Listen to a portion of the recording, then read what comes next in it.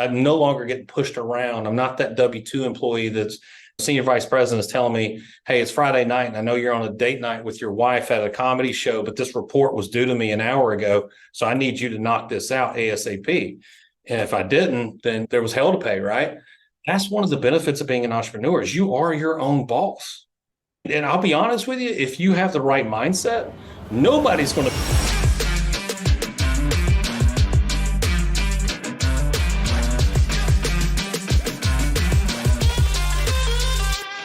I'm glad we're finally connecting, doing some work together, collaborating. It's been years in the making, honestly.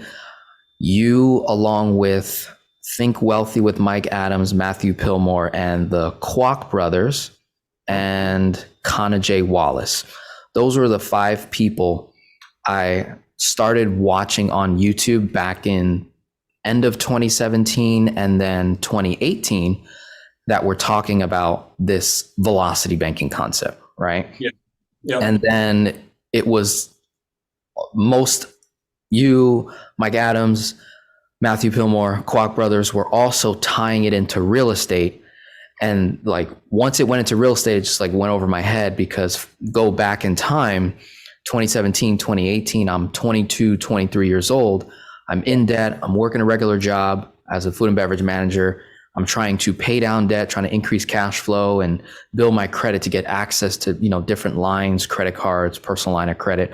I don't have a home. So I was like, okay, the home equity thing doesn't make sense for me right now. So I was just kind of like paying attention to the more smaller case studies of just kind of managing your money right, that kind of a thing. So this is a well overdue thank you in terms of all the work, content you've been putting out over the years. And between the 5 of you guys, definitely inspired me to want to create content, along with friends and family telling me that I have a good voice and I should make videos and educate and do things. And I was like, okay, I'm learning here, and then decided to finally like step out of my comfort zone, put my first video out in August of 2018, talking about, it was literally, I was using my own numbers and then my mom's numbers, which were very, very low numbers about using your credit card to pay off debt or using a personal line of credit to pay off debt. And 5 years later, it's, matured into what it is today. And I think between you and the others that I've mentioned have really pioneered that particular space.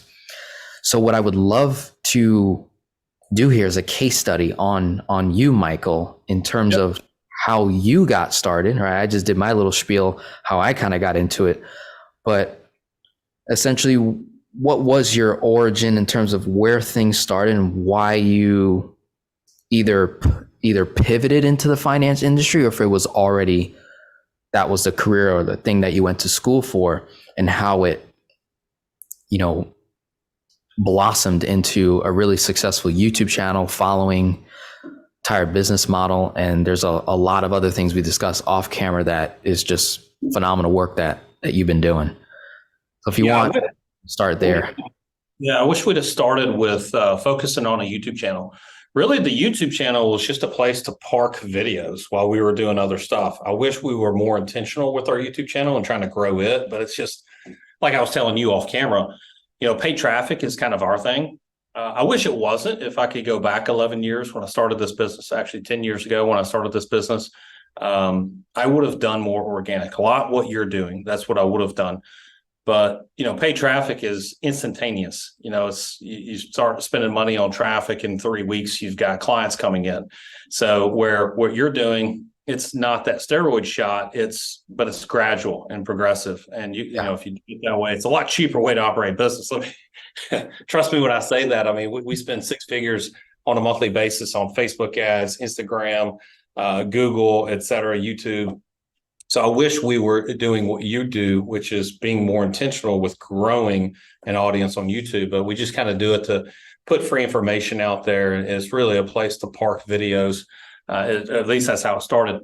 Now, how I started, I went to school for finance, corporate finance at Queens. It's now called Queens University. At the time, it was called Queens College. And I went there not with the intention of doing finance. I went there with the intention to play basketball. And I did. I played basketball. However, it was my junior year in college. That was going to be my coming out party, where, I'm now team captain, leading scorer of the team, and maybe make a name for myself in the conference, or even in the at the time it was Division II, now it's Division I.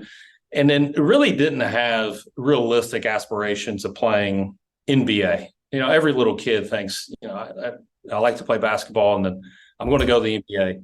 And really in high school, I knew that NBA is a really, really low chance, especially at 6'3". I did play point guard, but at 6'3", the chances of playing the NBA are really low. And I knew that in high school. And I was just really going to utilize that as, an avenue to get free education. But I had to minor and major in something. So it was finance. It was corporate finance and business administration. But it was the third game of my junior season, actually second game of my junior season. I had what I thought was the flu. And my coach was like, you need to sit out practice. And usually, I grew up watching Michael Jordan. And so we all see the tapes of, when he had a 100-degree fever, 103-degree fever, whatever it was, he had the flu, went out and scored 38 points, and they almost had to drag him off the court. So I was of the mindset that, if I've got a fever, then I need to break my sweat. So, practice, go to the gym, whatever I need to do to kind of break the sweat, and I would feel better. But this one wasn't going away. And so my coach was like, you need to sit out practice, and I need you to go to the clinic and get checked out. So I did, went to the clinic, got checked out. They did chest x-rays, the whole 9 yards. And they said, yeah, you got the flu, go home and tough it out. So I'm like, all right, well, I got a game coming up, so I'm still going to play the game. So I played, and I actually played well. I was leading scorer that game. We won, and it was on my walk back to my dorm room that I collapsed and woke up in intensive care at Carolinas Medical Center in Charlotte, North Carolina.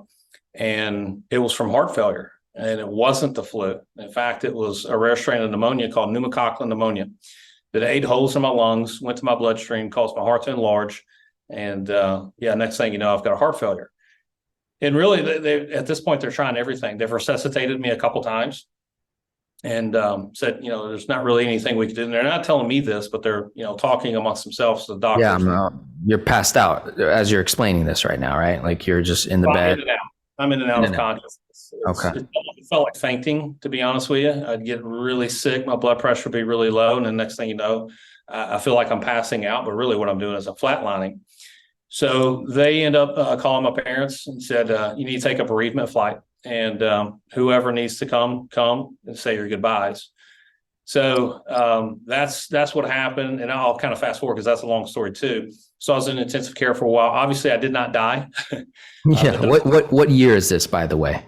This is in 2000. 2000. You're in you said your junior year. Yep. So I'm kind of dating myself a little bit. I'll fast forward. The doctors were completely wrong, saying that I wouldn't live. And it was, I wouldn't say a testament to my mindset. It was a testament to my ignorance at that time, because my parents made a decision not to tell me what the doctors were saying and said, you'll be fine. You just need to focus on getting out of the hospital. So I did. I mean, it was one day at a time where, I'm hooked up to what they call the tree. I've got catheters in my neck, my leg. I've got hoses everywhere. And so I have to lie flat because I got catheters in my leg. And I said, I need to get to the point where I'm better so I can at least sit up. So I can sit up, I can watch TV, I can have conversations with my parents, my brother. And I did. Next thing you know, it's like, okay, well, I need to get better enough to where I can at least get out of this bed and walk around this room.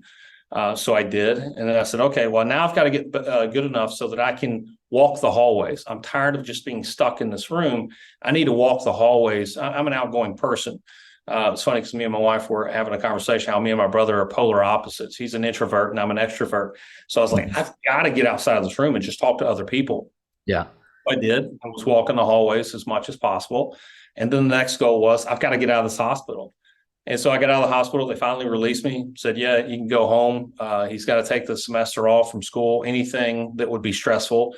So I went to my parents' house, and it was kind of the same thing. It's like, okay, I get out of the hospital, but now I'm in my parents' house, sleeping on the couch 90% of the day, watching TV, and I'm a busybody. And I was just like, I got to get outside on the street and walk the street. I couldn't walk far. My lungs were hurting. I had holes in them.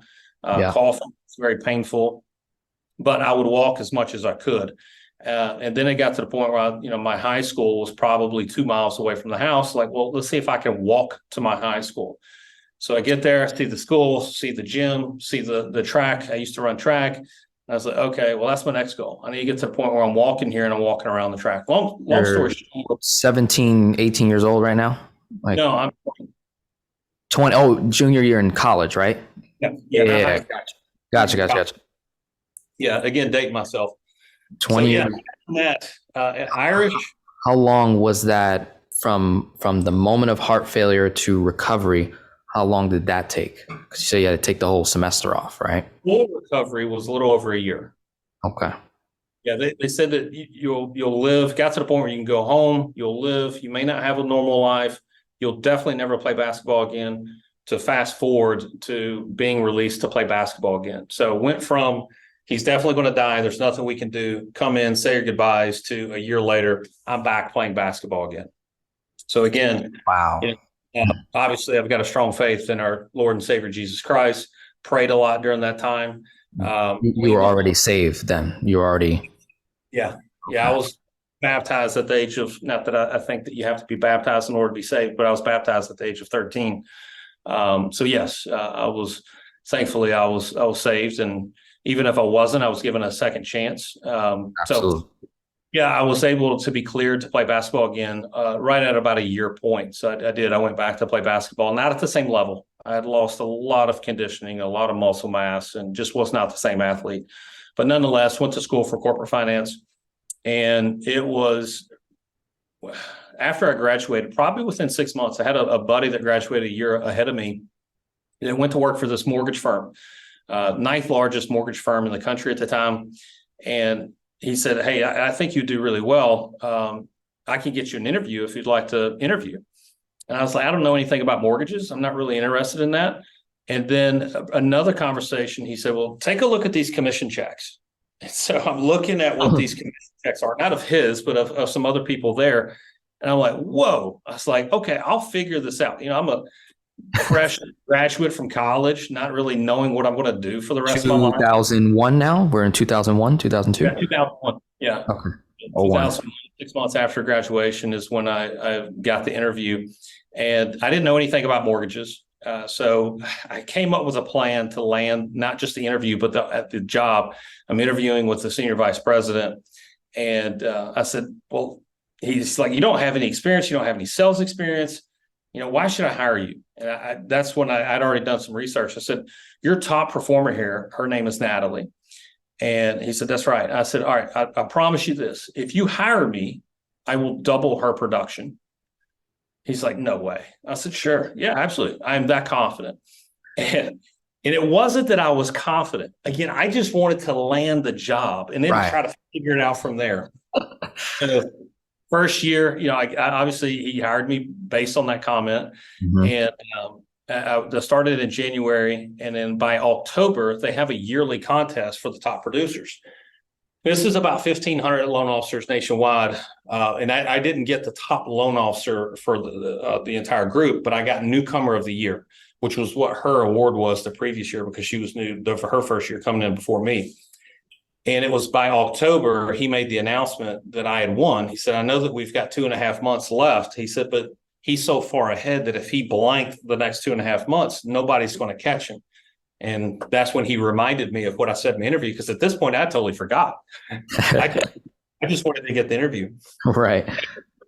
I'll kind of fast forward this a little bit. So we spent 4 or 5 years at this firm doing really well. And it was in 2007. You probably heard the headlines a couple of weeks ago where, the mortgage rates are at the height of November of 2007.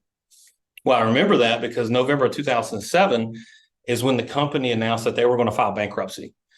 And then a month later, they let everybody go. So I rose through the ranks. I'm fast forwarding now 5 or 6 years where loan officer to assistant manager to senior manager. And I was actually number 3 senior manager in the company.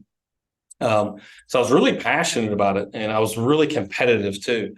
So I thought this was what I was going to do for the rest of my life, was just kind of rise through the ranks of this firm and make really good money. But I remember July of 2007, my office was doing about 450 to 460 units a month. And again, this is the subprime days. And it was by September, we were doing maybe 50. That's how quick it was. Wow. The secondary market for subprime paper completely shut off. So we saw the writing on the wall. And I'll back up a little bit and explain, I was making really good money. I got married at the time. My wife was the top 5 loan officer. I was top 3 senior manager in the company. Oh, awesome. So you guys were working together, right? Yeah. Did you meet her there or you met her in college? No, I actually met her outside of college. Gotcha. Met outside of college. And so it's interesting because there's 2 major things that happen, 2001, 9/11. So I'm sure like the whole world kind of was going nuts at that point in time. And here you are still providing value in a time, or mind you, like everybody's scared. Like I remember, like I grew up in Queens, New York. My mom was literally 2 blocks from the towers crashing down. And so I'm like watching as a little kid. I think I'm 6 at the time. I'm born in 96, so 01. Yeah, I'm like 5, 6 years old, like seeing this go down. And then while you're just getting started in this industry, can you touch on how or what certain skills in that particular environment during 01, how you become newcomer of the year? You're making sales during a time where the country's going to war. Let's just touch on that a little bit. Talk about adversity and challenges in a time where, as such as that, right? You want to just touch on that a little bit. I had a skill for finance because that's what I went to school for. I was not a good student. I was a terrible student. Again, I was focused. I did the bare minimum to maintain eligibility in order to play basketball. Sometimes even that was touch and go. But I picked up enough of the finance. So, I remember going through training because we had a 3-week training before you could even hit the phones. And I'm finishing some mathematical because that was back when, you didn't do things by a calculator. You could calculate by paper what people's debt ratio was. And we still have that issue today. As a matter of fact, there'll be times where we have to hop on the phone with a banker because they said that their debt ratio is this, because that's what the computer said. And we're manually writing it out saying, no, it's this. How are you coming up with that number? And then we've had a few instances, not a lot, where they've come back and said, you know what, you're right. The computer's wrong. Their debt ratio is lower. Now they qualify. So this was back in the day before. It's not that it wouldn't compute for that. It's just we were trained to know where these numbers came from. So as we're going through these classes, if I had to point to any skill set that helped me in that was I could figure out these numbers a lot quicker than my other classmates in this class. We probably had a class of 12 people. And so while they're still trying to figure it out, I'm sitting there kind of twiddling my thumbs because those were things that I could do. I could do really well. Yeah. I could calculate these things really well. Honestly, that was the only skill set that I had gained prior to this job that I could lean on to a certain degree. But math isn't going to help you in sales, right? Some people, most people don't buy on logic. They buy on emotion. Yeah. So sales is something I had to pick up along the way. And what I always had a heart for was helping other people. That goes back to, being a little kid. If I had a friend in the neighborhood that was being picked on, I couldn't stand it. So if I saw it, I was the one to kind of pick a fight with the bully. You were the taller kid, right? Because you said you're 6'3". No, so that's a funny story too. So now in high school, for the first year and a half of high school, I was only 5'9". That's why I played point guard, because I was a small kid. Right. And then one summer I grew 6 inches. And then the next year, I'm 6'3", playing point guard. Really, I could play all positions in high school at that height. In college, no, you're right. 6'3". You're not playing swing or power forward or anything of that stretch of imagination at that height. So no, I was usually the small guy until I hit my growth spurt my sophomore year in high school. But even in high school playing team sports, if saw another team getting the better of one of my teammates, I'd be the first one to kind of nudge them, elbow them a little bit, let them know I'm still on the court. You don't mess with my teammate. And it was just, I always had a heart to help the little people and guard, protect, like that attribute is there. Yeah. Yeah. And that was something that definitely helped me in sales because, I would get to know these people, get to know their situations instead of just saying, hey, what is your current rate? How much are you spending? What is the debt that I can consolidate? Here's what it would look like mathematically if you were to refinance, because we were a heavily refinance company, not a purchase organization. But instead, I would get to know them. Like what is your long-term goals? How many kids do you have? Where do you see yourself 10 or 15 years? I just let them tell their story. And in sales, if you let people talk enough, they're going to tell you what they want. And as long as they tell you what they want, then you just map out a formula for them to achieve what it is that they want. That's what I had garnered along the way. It was just listening. And I know we hear it all the time that sales is 80% listening and 20% talking. And you wouldn't know that by me because I talk so much, but that was something that I was good at. I would listen, and I just had a heart for helping other people, and I would build those relationships. So, people weren't necessarily buying my programs because my programs were designed and engineered so magnificently. It was more that they were buying me. Yeah. So to answer the question, I came from a corporate finance background. Did that help a little bit? Yes, but man, I had helped you with running numbers, definitely, right? It did, but as you know, that's only a small fraction of the formula. Yeah. This was something I had to pick up along the way. Mm-hmm. So for anybody that's watching or listening to this, and you're wanting to get into some field or industry, and you're like, you know what, I can't succeed in that because I don't have a background in that. Forget all that BS. You can totally do it if you have the right mindset and really put heart first and put people first, because they will buy you over what your products and services are. I mean, heck, I just picked up another RV. We were in Florida a couple of days ago. On the way back, we were driving through Alabama and stopped at an RV place because we've got a fifth wheel, and then I wanted a travel trailer. And I know I'm kind of getting redneck on you, but a fifth wheel is something you can put in a truck, and a travel trailer is something you can tow behind a vehicle, right, and hook it up to the hitch of it. So I'm like, well, I want one of those. So I go in and talk to a couple of people, but there was one gentleman that was helping me out. His name's Stephen Wright at Camping World in Alabama, and I forget what the city was, Calera, Alabama. But the numbers weren't great, but it was just his attentiveness and how he understood these different campers. One of my pet peeves is when I go to a car lot and I'm interested in buying a car. And let's say it's a Ford F-350 Super Duty, right? That's one of the vehicles that I drive. And I'm like, hey, do you have one that has this package? Well, I don't know. And my pet peeve is if you sell cars and you don't even know what packages are on those cars. Like, for instance, I wanted an entertainment package, but I wanted a bench front seat because I have 5 kids. So it's like I need to be able to sit 3 across, where typically your platinum package is what's going to have all the bells and whistles. I like all the bells and whistles, but I don't want the center console because I need my oldest kid to sit right beside me. I'm like, well, I don't know. So they don't know their products. And it kills me when I walk onto and I'm not saying it's always the case, but it's painting it with a broad brush. If you don't know your products, that's a pet peeve of mine. And Stephen, he understood it all. I said, look, I've got 5 kids. I need a bunkhouse plan when we're traveling out west. I need at least 4 beds back there. The baby will sleep with me and the wife. This is what we're looking for. He's like, I've got 5 on my lot. And this lot is huge. I mean, there's probably hundreds of different trailers and campers and RVs on this lot. And he's like, I've got 5 I'm going to show you. And he knew every little thing on this. This has a tankless water heater. By the way, it's got a solar panel on the top that will power the batteries. He understood it. And I was like, you know what? The numbers, and I'm sitting there researching all the numbers on RV Trader. And I'm like, this guy's overpriced by $4,000 at a minimum. I was like, but you know what? I like him. I want to buy him because anytime I have a problem, I'm going to be working with him as opposed to the lowest bidder down the street that's got a lower priced RV. I want to buy Stephen.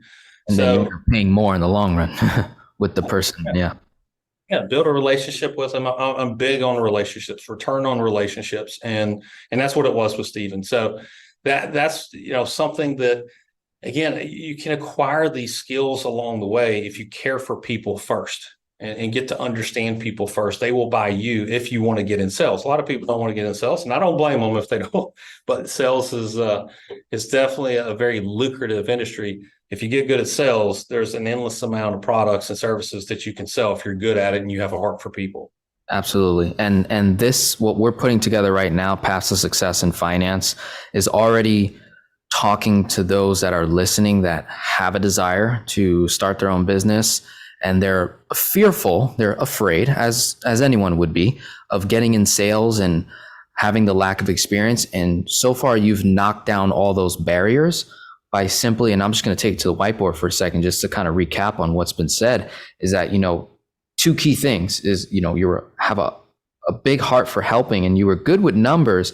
But take that away, even if you're not good with numbers, if you get this part down, have a heart for helping folks, and then becoming professional in whatever it is you are selling or providing by means of simply reading about that product, learning about the product, when did it start?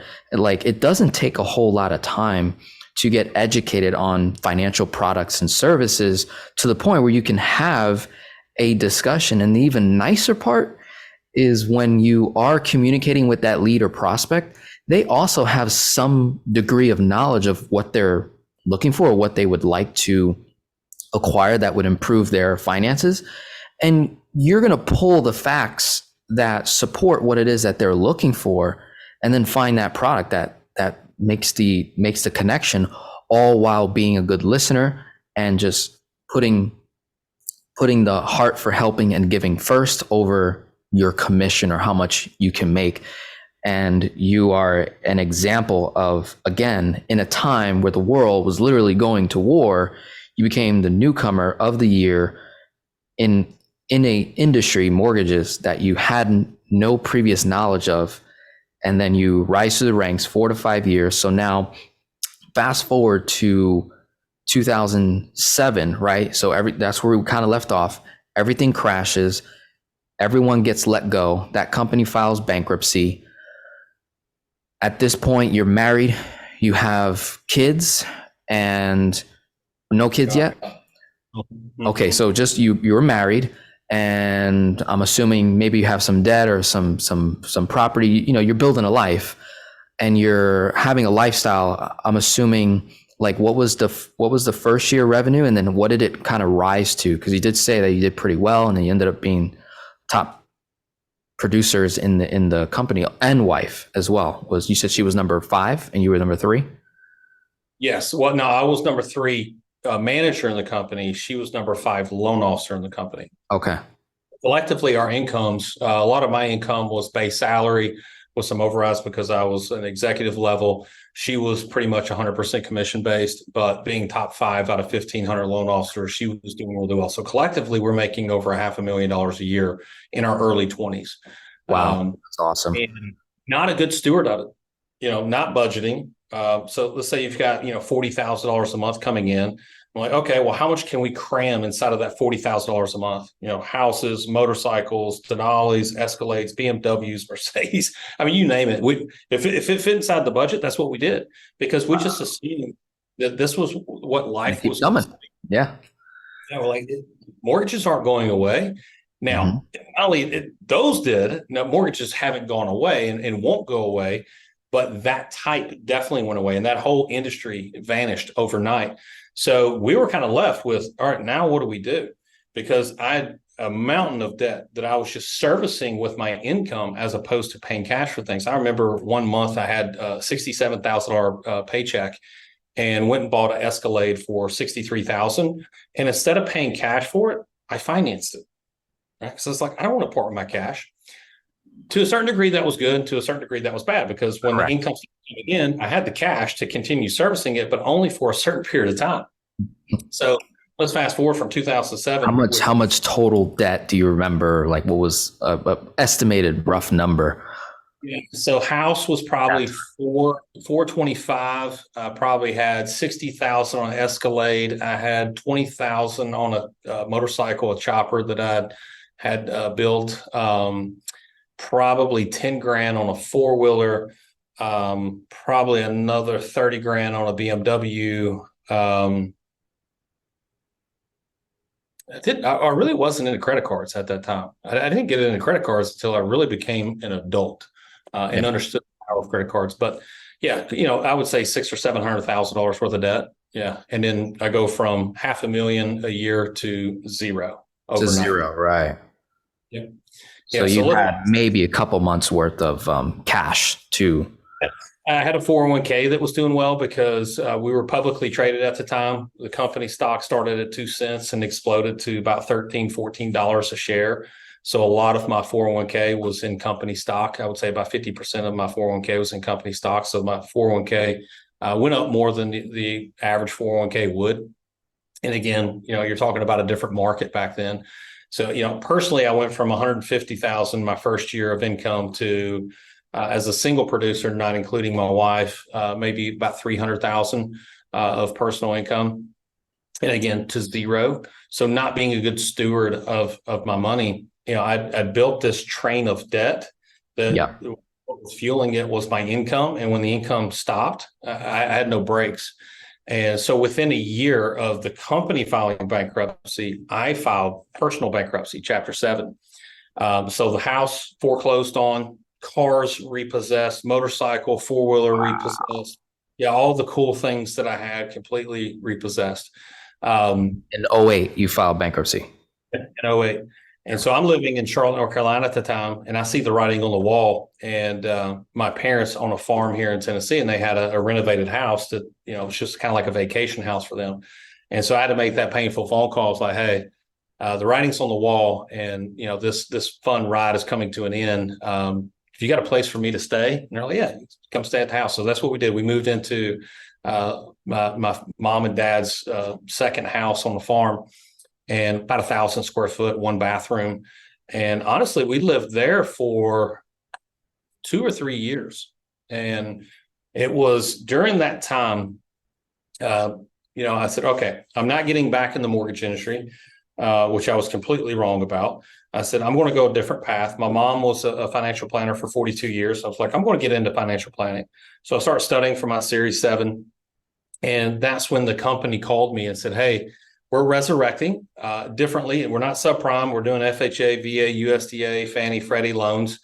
And we know that you're now back in Nashville, and we're getting money from a hedge fund to start back up again. So they got $25 million from a hedge fund. And we would like you to open up a branch in Nashville and become our director of operations. So I'm like, okay, sounds good. Good base salary. I'm laying tile at the time. I'm doing whatever it takes to kind of make it money. Yeah. And it wasn't bad times. I know it's weird to say, like, people look at it like, oh, you went bankrupt. All of your things got repossessed. I couldn't afford internet, let alone TV. So me and my wife read books. We played board games. We did a lot of different things to keep ourselves entertained. And that's when I also got really good at budgeting, because I never had to budget before. Because I was like, if I have a budget problem, it was really an income problem. I'll just go make more income, right? Mm-hmm. So now I'm having to budget for the first time. And I remember we're going to Walmart to get our groceries, and we had some embarrassing moments where we put too much in the cart, get up there, and we don't have enough money. It's being declined. So we have to put some things back. It's very embarrassing. So now anytime we went grocery shopping, I've got the calculator and I'm calculating everything plus tax. I mean, it was that close. It's like, okay, well, no, don't put that in the buggy, because you need to put that back, because, we don't want another embarrassing moment. But it wasn't, again, it was hard times financially, but it wasn't without joy. We even talk about it to this day. It's like, man, even though we didn't have money back then, we didn't have any problems. We still had, time for fun and all the things, exercise, et cetera. We didn't have internet. We didn't have distractions. We worked on our relationship. So honestly, it was really fun times. And, that is an advantage of being an entrepreneur today, that I am willing to take risks that a lot of entrepreneurs aren't willing to take, because being broke doesn't scare me. It just does. It's not going to steal my joy. To a certain degree, I'm driven by money, but I'm also driven by people's success. And it's not really my personal income that matters. It's my personal impact that matters. And if I don't have enough income, oh, well, I'll adjust. It's not a big deal. Heck, it was 2 years ago, we sold what we thought at the time was our dream home, and sold it and said, hey, let's all pack up in an RV and travel out west and explore what this great country has to offer. So you've got all of us packed into a 400 square foot RV. And yeah, we didn't have any lack of joy because we're in this RV, we're exploring. America was our backyard. We'd park somewhere and we'd go hiking and whatever. So it doesn't scare me. And I have that advantage that being broke just does not scare me whatsoever, because I do know that it's not going to steal my joy if I don't have the money. So it was in 2009, that hedge fund manager, he was living in Connecticut, but his parents lived in Nashville. So from time to time, he would fly into Nashville. He was probably 500 or 600 million net worth at the time. Now he's a billionaire. But he would stop by my office and mentor me, but also check up on his money too, because I'm director of operations. So he's want to make sure his money's being spent right, and he's going to get a good rate of return. His hedge fund's going to get their money back. But he would spend time to mentor me. And it was on one trip. Was that your first mentor? Just so we understand the timeline here, like official, I had sales mentors, I've had sales coaches and whatnot that were sales mentors, but this was somebody that was on a totally different level. Yeah, that's what I asked. Yeah. Hundreds of millions of dollars. And I'm like, you're where I want to be, because I feel like the more resources I have, then the more impact I can have on the world. I share this story. I was a part of a small church years ago, and my income, even 5 or 6 years ago, was really good. And it's a small church, probably a congregation of 100 people. So my tithing made a big difference on that church. At the time we're going there, they have the budget for VBS, mission trips, et cetera. Trunk or treat, all these different things that churches do. They had the budget to do that. And I'm not saying just because of me, but now you look at that church, they don't have mission trips, they don't have VBS, they don't have some of these other things because the tithing isn't there. So that's another way that I view money too, is the more I accumulate, the bigger impact I can have on this world. And some people just don't look at it that way. They don't look at, all right, if you make $1 million a year and your 10% goes to the church, that's $100,000 a year that just one family is giving to a church. Imagine if you had 10 of those, so now we're at a different church where they've got the resources to do that. And there's a bigger congregation, but it's just a different spin on how to think about money. Because, I've got some family members that are the holier than thou Christians, right? I'm a better Christian than you, and money is the root of all evil. It's like, no, it's the love of money that is the root of all evil. Money is a tool.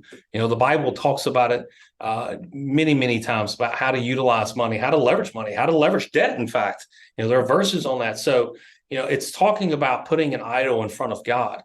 And yes, if you're putting money in front of God, then it is the root of all evil. But money itself is amoral. It's just a tool and a resource that was given to you by God. Now, are you going to be resourceful with it? So where I was going with that is being mentored by the owner, and then like he's educating you now, he's building you up, and now you're back into the same mortgage company that went belly up, but resurrected, as you said, got the money, going back into it. So the knowledge base, the skills were there. It was just like reigniting it. And now you're probably even going better. Yes. So, I took an opportunity on one visit that he had. Was I wanted to get in his sphere of influence. And I said, listen, we do mortgages. If your friends and family are doing mortgages, I'd imagine, birds of a feather, you're worth hundreds of millions. You're probably hanging out with other people that have hundreds of millions. You're doing big mortgages or big commissions, big paychecks. You get your money back faster. So I kind of hit him with this business plan to get in his sphere of influence. And he said, I can appreciate, the presentation and your passion for it. He said, but we don't do mortgages. I was like, that's kind of what I thought. You pay cash for everything. He said, no. He said, we still use other people's money. For crying out loud, he's managing partner of a hedge fund. He's like, we're the king of leveraging other people's money. He said, so we still leverage bank money. We don't pay cash for things. He said, we just don't utilize mortgages. And that's when he was explaining to me simple interest lines of credit are far more efficient. It's what this country used to do prior to 2013. And he said, that's typically what we do. He said, let me be honest with you, Mike. He said, mortgages are financial crack to middle America. The poor can't afford them and the rich don't use them. And he said, quite frankly, you're just a dope dealer. And that did not sit well with me. Wow. Here again, I got a passion for people. I feel like I'm helping them. I'm putting them in better positions. And really, I'm doling out financial crack to middle America. And again, middle America, because the rich don't use them, but the poor can't afford them. I mean, if you were ever in the mortgage industry, the biggest issue you have is debt ratio. It's like, okay, well, your income's not enough to purchase this house or to refinance and get cash out because your debt ratio is an issue, blah, blah, blah. So the poor are either can't afford a home or they can't afford to even get equity out of their home. So I knew that was the case, but I really wanted to focus on what the rich were doing because success leaves clues. So if the rich are doing something different, then if it's good enough for them, why isn't it good enough for me? You don't have to have a lot of capital to do it. So honestly, I went down this rabbit hole to prove him wrong because this man just called me a financial dope dealer, right? So I hired a CPA and actuary, one of my good friends, Matt Workman, who's one of my business partners to this day, and just said, hey, we got to poke holes in this. Let's figure out a way that for this echelon of people that mortgages make more sense than these simple interest lines of credit. He didn't label it home equity lines of credit. He just said anything simple interest, whether it be a home equity line of credit, business line of credit, commercial line of credit, you name it. Any type of simple interest line of credit is far more efficient to financing real estate than a mortgage is. And we spent about a year and a half trying to prove him wrong. And really all we did was prove him right. And that was in 2013. Where I had an interview because I was running branches. I was now a senior vice president for a federal bank, and I'm running different branches throughout the country. And I was being interviewed on how to grow branches and how to grow your influence. And it was actually my marketing mentor. And he, at the tail end of it, so I'm going through the motions. This is what you do. This is how you recruit. This is what you're looking for in personality. Here's the mechanisms and how many processors per loan officers you should have. And how to, get quick closings, blah, blah, blah. Very mundane, monotonous stuff, right? Boring. And he hit me with a question. He said, is there anything in the mortgage industry, anything that you know that the most people don't know and should be aware of? Is there anything new under the sun when it comes to mortgages? And I knew it was on top of my mind because at this point, my house that me and my wife purchased in a neighborhood, I had purchased on a mortgage, but 6 months later, after it had seasoned, I'd refinanced it into a home equity line of credit, a first lien position home equity line of credit, because I'd listened to my mentor and I tried to prove him wrong. But I was like, on paper, it is what it is. So I'm going to okay, hold on, because that flew over my head. You literally tried to prove him wrong by going and getting a simple interest line of credit, say a first position HELOC, and you started paying it down and you were seeing the math, and all of a sudden you're going faster than, wow, okay. In 3 years, I paid off that house. And so when I'm being interviewed, he asked that question, and I was like, you know what, this is not self-serving, because if people go out and get a home equity line of credit instead of a mortgage, I don't make any money. I was a mortgage guy. Mortgage companies don't offer HELOC products. Now, there may be a couple mortgage companies out there saying that they offer a HELOC product, but really what they're doing is brokering it from a bank that offers a HELOC product. Correct. Right. They're inflating the cost in order to get that product to you. So banks are the one that service and fulfill home equity lines of credit. So I just said, you know what, this is not self-serving, but I'm just going to spill the beans. I don't consume mortgages. I probably won't for the rest of my life. Here's what I personally do inside of my personal finance. And I explained it to him. And I probably took 15 minutes to explain it to him. So he called me after the interview and was like, all right, a couple things. First 45 minutes absolutely sucked. Nobody's going to listen. It's very monotonous. It's the mortgage industry. He said, but the last 15 minutes, he said, one, that was mind-blowing stuff. I've never heard of it before. And it all makes sense. He said, but the other thing that I noticed was your energy level. He said, I could tell you were passionate about that and not about the mortgage stuff. He said, so you should follow your passions and you should start a business based on that. And it's funny, I'm having this conversation because I had a consulting call with a client who's now in a position where he's like, all right, I need to increase my income. What are some different ways that I can increase my income? And I said, I can tell you all the different ways to increase your income and leverage, whether it be your equity or your cash or whatever it is to start a business. But really what you should focus on is whatever your passion is. So the reason why this business has done so well over the last 10 years is because it's my passion. It's what I have a lot of energy for. So it wasn't, as soon as I started to do it, I abandoned the mortgage industry. It took 90 days, but I was still working 60, 70 hours at the federal bank as a senior vice president with a lot of responsibilities. Come home, eat dinner, kiss the kids, put them to bed, kiss the wife, put her to bed. Next thing you know, I'm still up at 3:00 in the morning knowing I've got to get back up in 3 hours and I'm working on this. And the reason why I say follow your passions is it didn't feel like work. At times it was almost like they had to pull me away from, like, no, just leave it alone, take a break. If it feels like work, you're not going to put in the time and effort. But if it's your passion, you absolutely will. Edmund, who's one of my business partners, started off as a client, did the replace your mortgage thing, had tons of equity, capital at his disposal. He's an assistant principal at a high school in Delaware, and said, I'm thinking about quitting. I've got this capital, but I don't know what to do with it. And I said, well, what's your passion? He said, I really like real estate. He's like, it's just something about it really draws me to it. I said, then that's what you should do. He's like, there's not anything more creative out there that I should do. I was like, I don't know, there probably is, but I'm just a big believer in following your passion. And because it's his passion, he went from 0 houses to collectively between him and Nate, hundreds of houses and doors, commercial property, wholesales, flips. I was hanging out with him all week last week in Florida. He's still got mailbox money coming in from real estate. He's got real estate internationally. He's got a vacation home in Mexico. He's got a beach house in Delaware. He's got a farm in Pennsylvania. And it's because he was passionate about real estate. Now, could I do the same thing with real estate? Probably not. I mean, there's definitely systems, processes, and principles that you follow in investing in real estate, but it's just not my passion. I would rather invest in businesses that I own or businesses that I want to acquire. I view businesses as no different than real estate. You buy low, you sell high, right? You can do the exact same thing in businesses. And a lot of times it requires a lot less capital to acquire businesses than it does real estate. So it's just not my thing. Real estate isn't my thing. And I wouldn't be nearly as successful as Edmund because I'm not as passionate about that as Edmund is. So, follow your passion. And that's what I did. I listened to my marketing mentor, followed my passion, started this business. Within 90 days, I look at my wife, I was like, we're making as much money, not more, but we're making as much money working 25% on this than 75% of my time on that.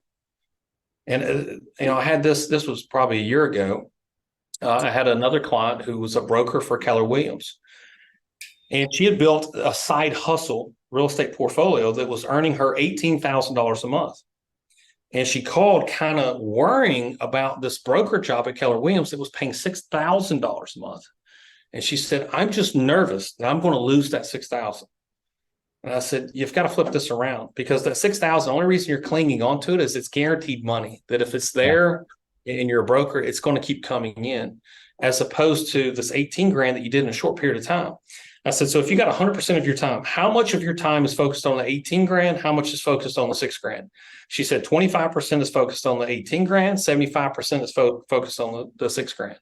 I said, then you need to quit your job. She's like, no, but I'm worried about losing it. Why would I quit it? It's like, your perspective is all messed up.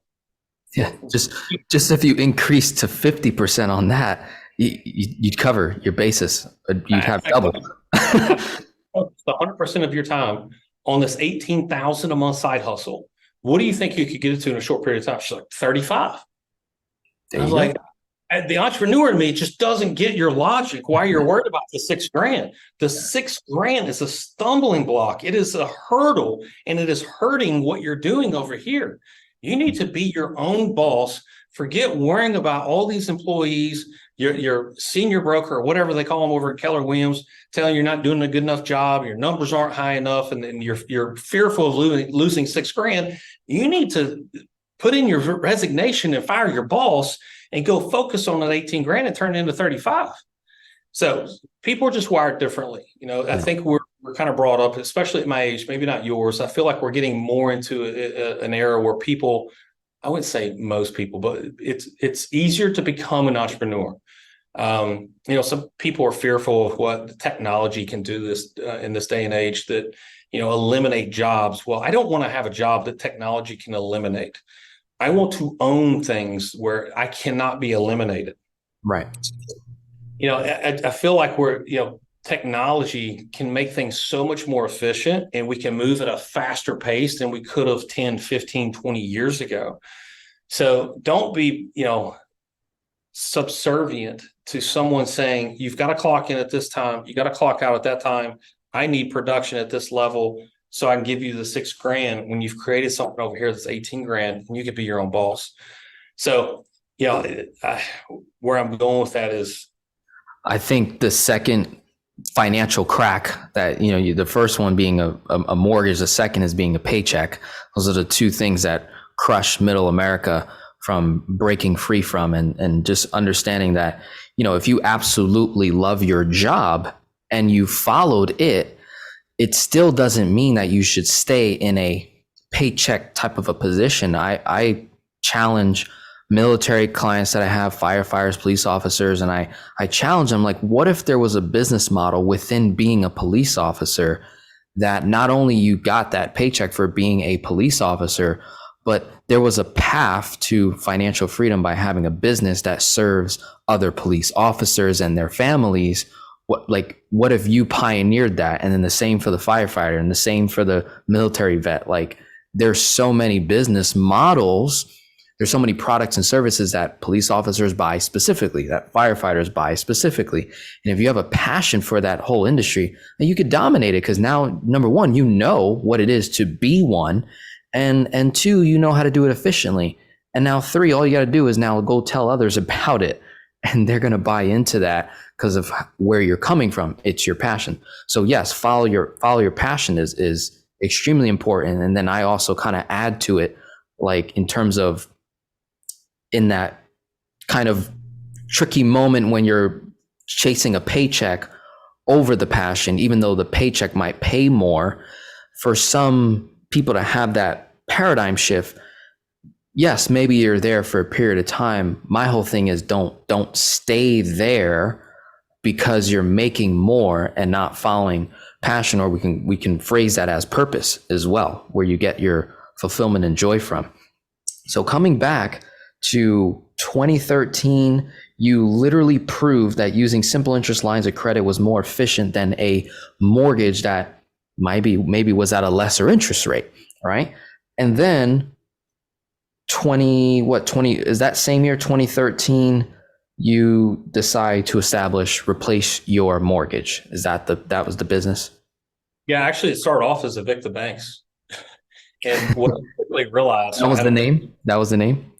Still, the domain is evictthebanks.com. My email, you notice when you email me, it's michael@evictthebanks.com. I shouldn't have just said that, because now I'm going to get tens of thousands of your followers emailing me. I'll have it redirected to some other domain. It started off as Evict the Banks. And, you know, it's funny because, you know, my whole goal was to get, because I had a home that was foreclosed on me by a bank, right? So I'm like, okay, I want to evict the banks. They evicted me. I want to evict them. But really what we're utilizing is a tool that's from a bank. Now, as I'm building this business, I have to establish relationships with these banks, you know, sometimes joint ventures. I sat on the board of a bank, and I had a CEO one time reach out to me. He's like, hey, I need you to change your email address. And I was like, why is that? He said, it's not bank friendly. I mean, you technically work for a bank and your email is Evict the Banks, and I don't like seeing it. So I need you to change it. And this is where leverage allows you to be who you are, right? And this bank needed me more than I needed them. So I had already dealt with this. Now I'm an entrepreneur. I've got a small team underneath me. We're kind of cranking, doing business. I've got the most precious commodity now that I've got kids, which is time. So I'm able to leave whenever I want. Just yesterday, I surprised my kids. I left work at 2:00, got home. They're like, oh my goodness, we weren't expecting you for a couple hours. It was like the best surprise for them and my wife, I might add. So you get to do that as an entrepreneur. Now I've got this CEO of a bank saying, this is what I'm telling you to do. And again, I go back to where leverage is. So it's a lot of, there's freedom in leverage. And I just simply responded with no. And he came back, was like, excuse me.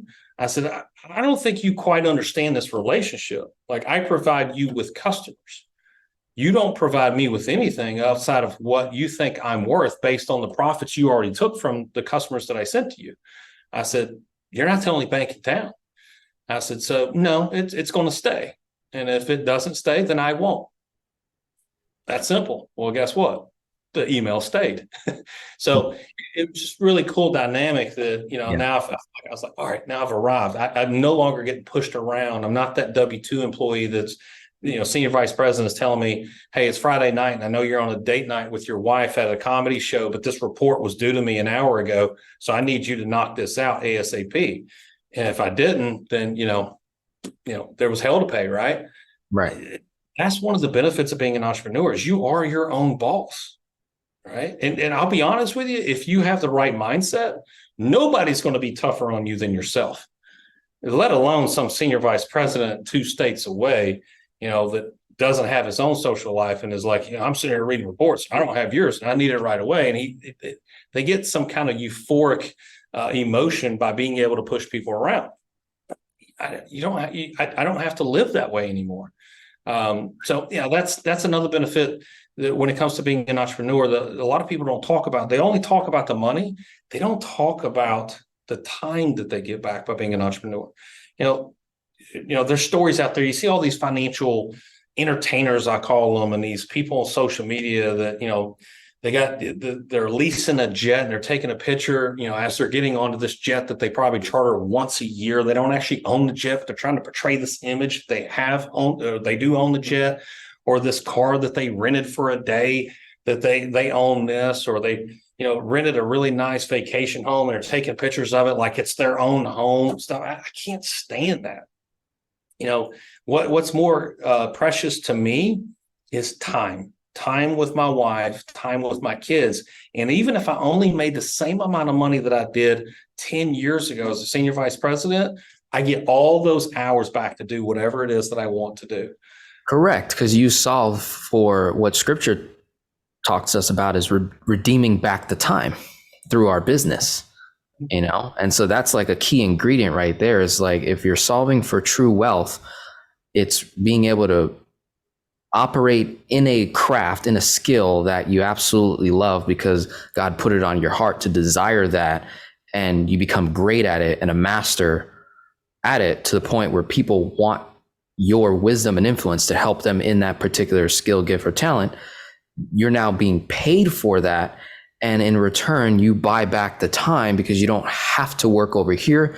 You actually want to work here. And then when you are in a position where you can choose to spend an extra 3 hours with the kids, you can go home and do that because of how skillful you are at that particular job, that skill, that task that you are doing in your business. So that's an ingredient that you definitely solved for years ago, and now you're just living in that in abundance, right? And then just continuously scaling up from there.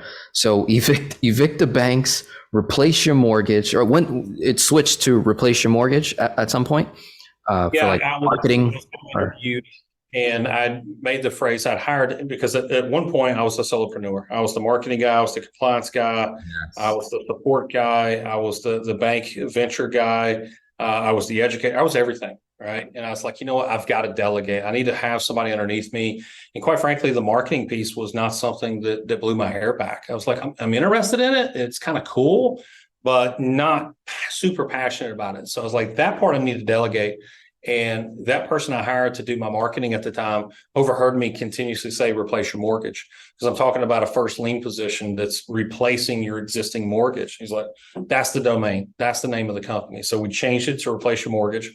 Became a lot more bank friendly, even though I still keep effective. So that's what started replace your mortgage.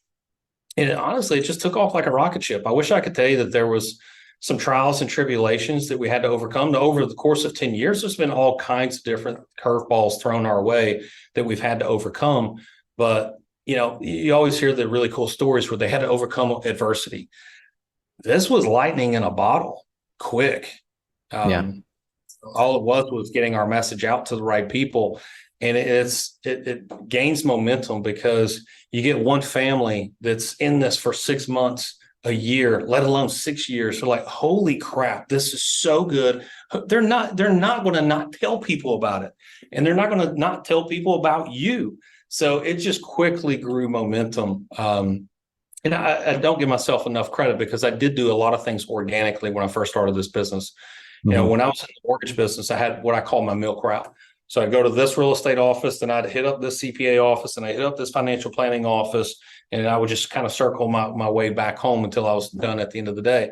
And so when I started this business, I had the exact same habits of my milk route. And that's how I initially started this. Was I wasn't paying for leads.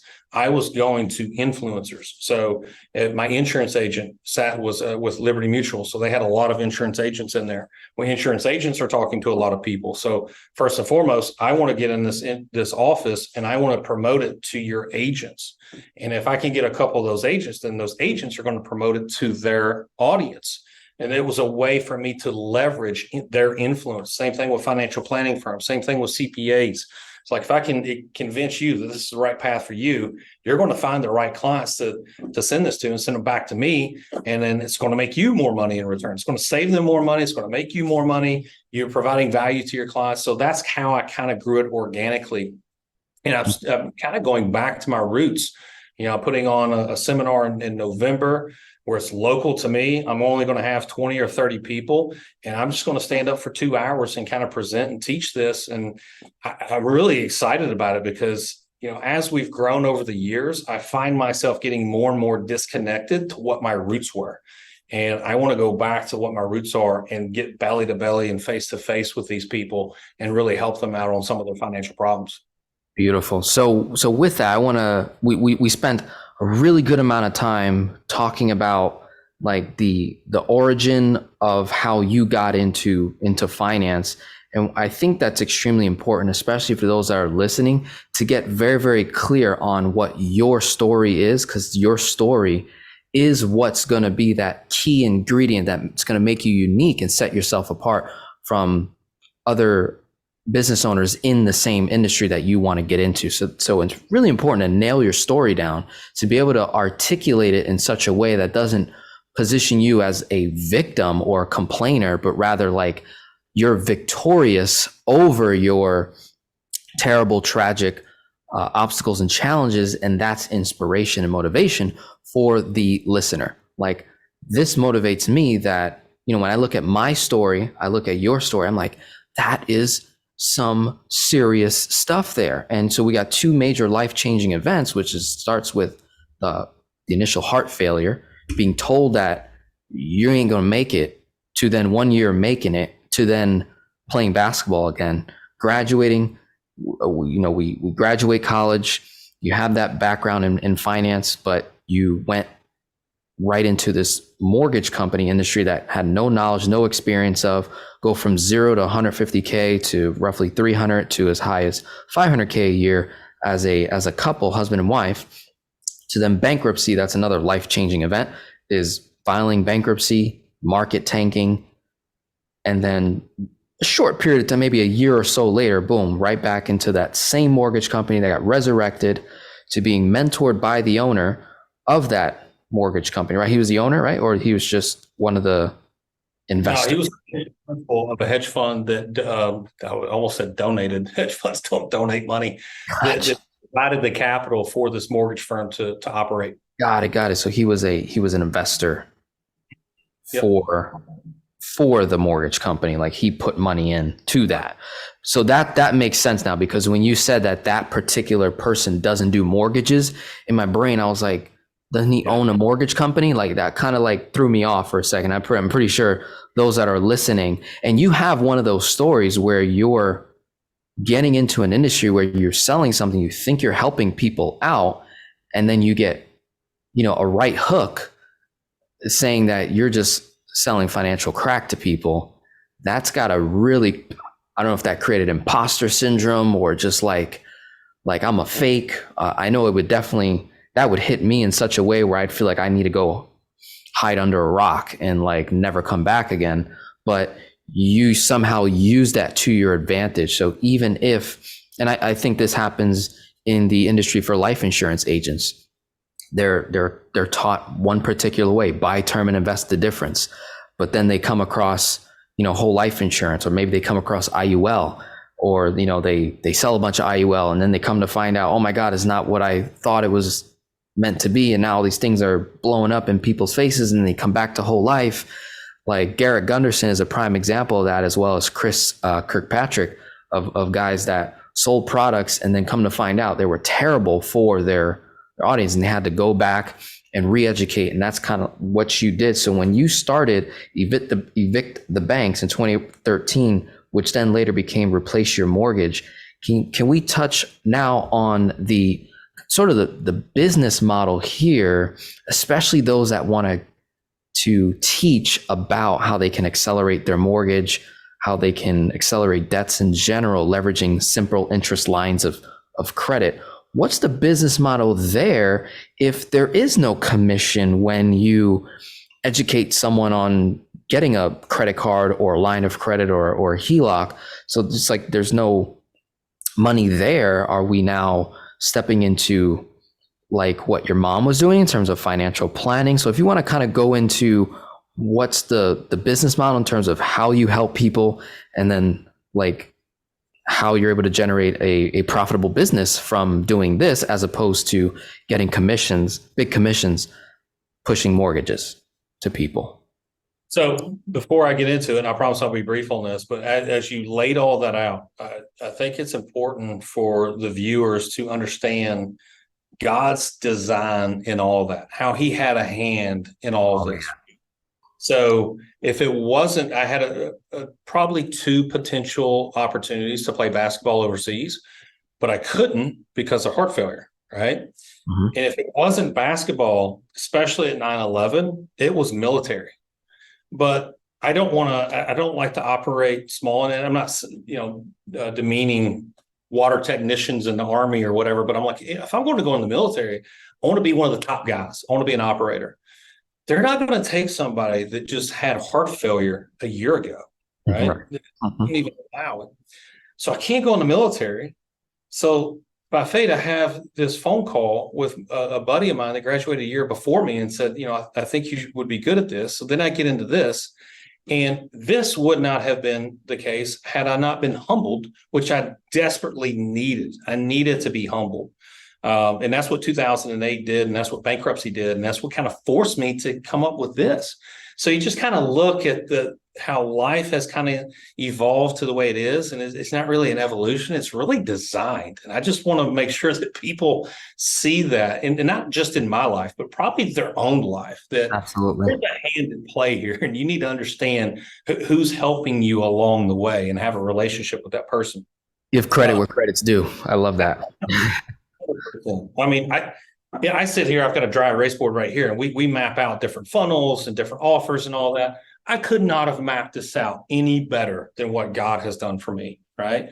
So, 100% need to give credit where credit is due. But the business model, HELOCs don't pay well. And another thing I want to point out is you've got a hedge fund that even to this day, this hedge fund specializes in investing in mortgage companies.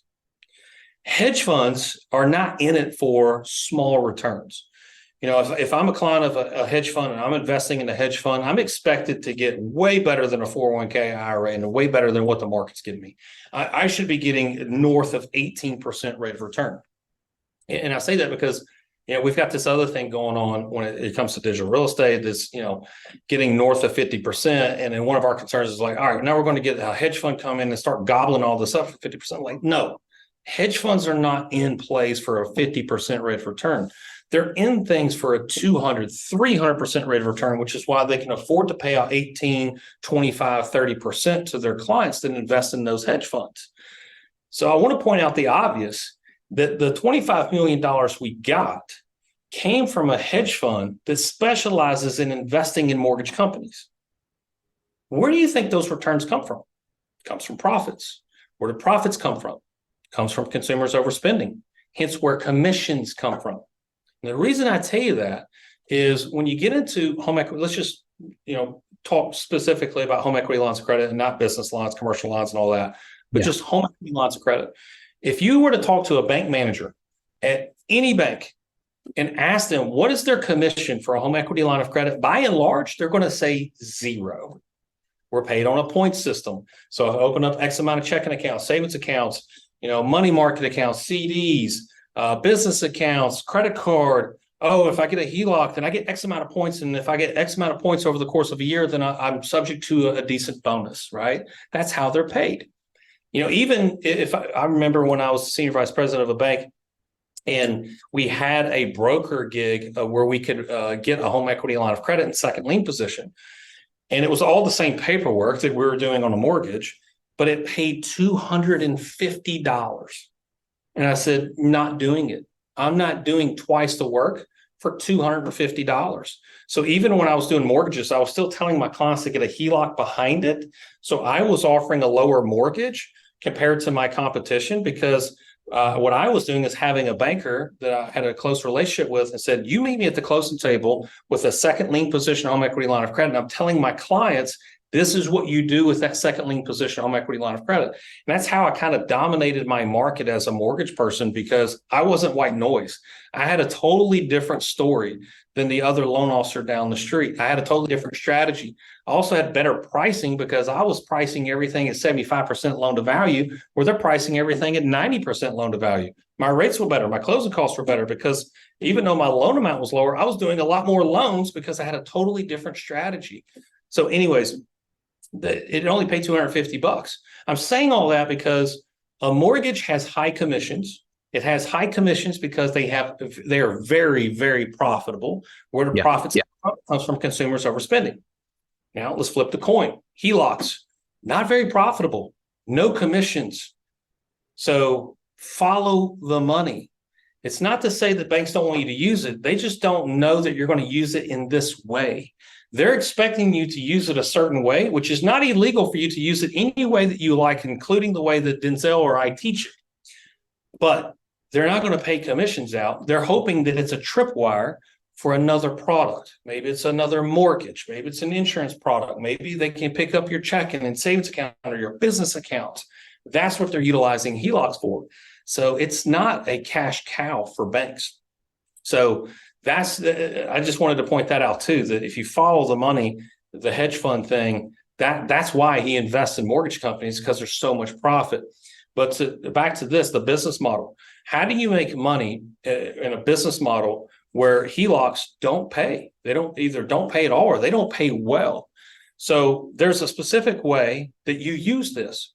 And every bank in this country has some form of a home equity line of credit. Some are good, some are bad. And the other thing I'll explain is, in the subprime days, if you talk to a mortgage company in New York, Florida, or California, they were all different. They had different programs. They had different interest rates. It was all different. It was the wild, wild west of mortgage industry. If you fogged up a mirror, you got a loan. But it would be different from this institution to that institution. HELOCs are still that way today.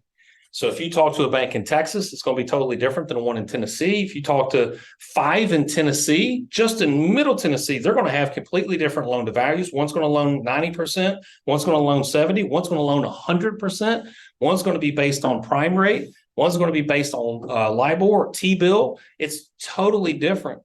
So when I developed the education program, I developed it based on one specific product that I was using, and it was a credit union out of Idaho. And at the time, I'd never been to Idaho, but they were willing to lend in Tennessee, and that's what I flipped my mortgage from a mortgage to a HELOC, was this credit union in Idaho. So as I started getting clients from Kentucky, Florida, California, Alaska, Texas, well, that bank in Idaho doesn't service those states. So I'm like, okay, well, I need to go research banks. And that's when I started learning more about a home equity line of credit, how different they are. Some are really good and some are really bad.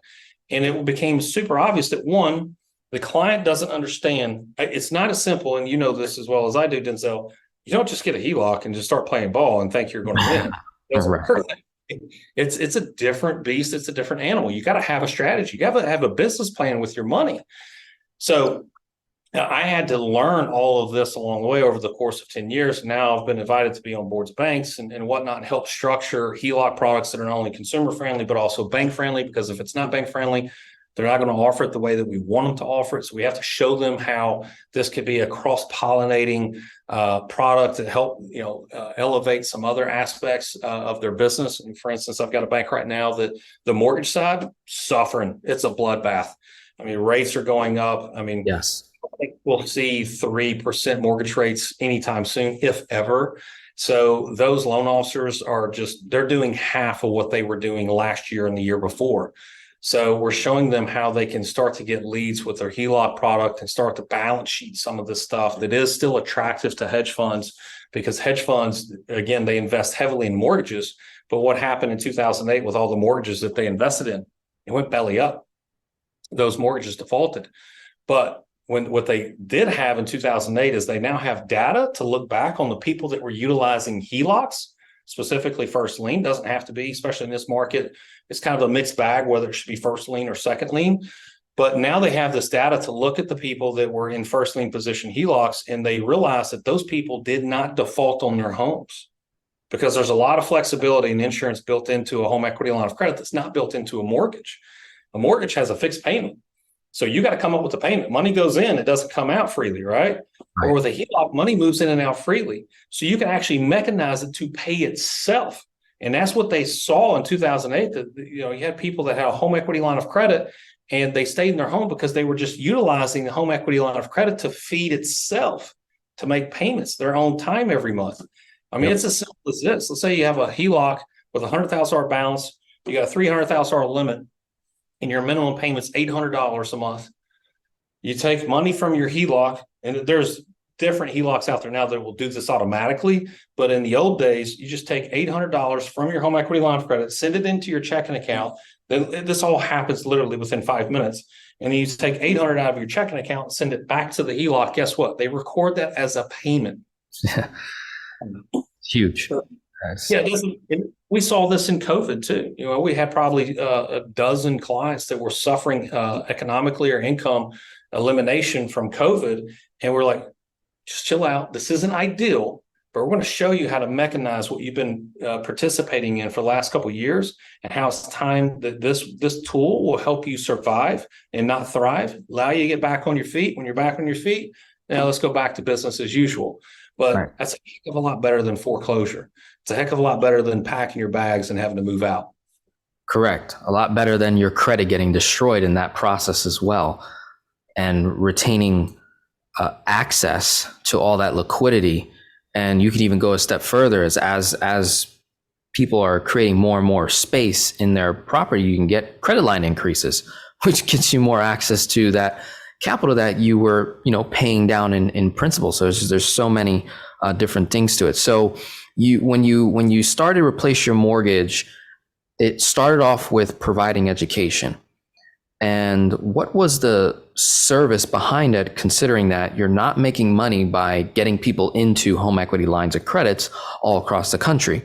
So the bank retains the profit on that, the interest rate. The bank's not giving you a referral fee or anything like that.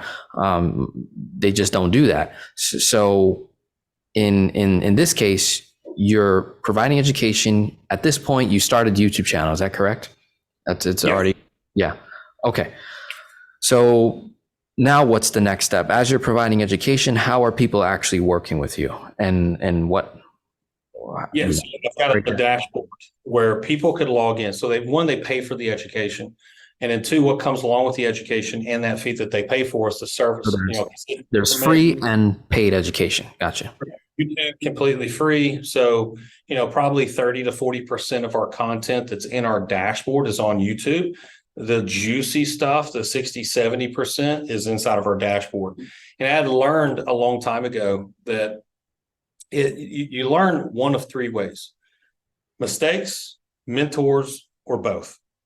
I still am in the third bucket. I have mentors and I still make mistakes. But I can tell you from having all three of those that mistakes are far more costly than mentors. So if when I was running these mortgage branches, I was reaching out to marketing mentors. What could I be doing to grow the influence and get more leads in, different websites and different funnels? So instead of me trying to figure it out, I was willing to pay somebody to just show me what to do, right? There's a lot of value in that.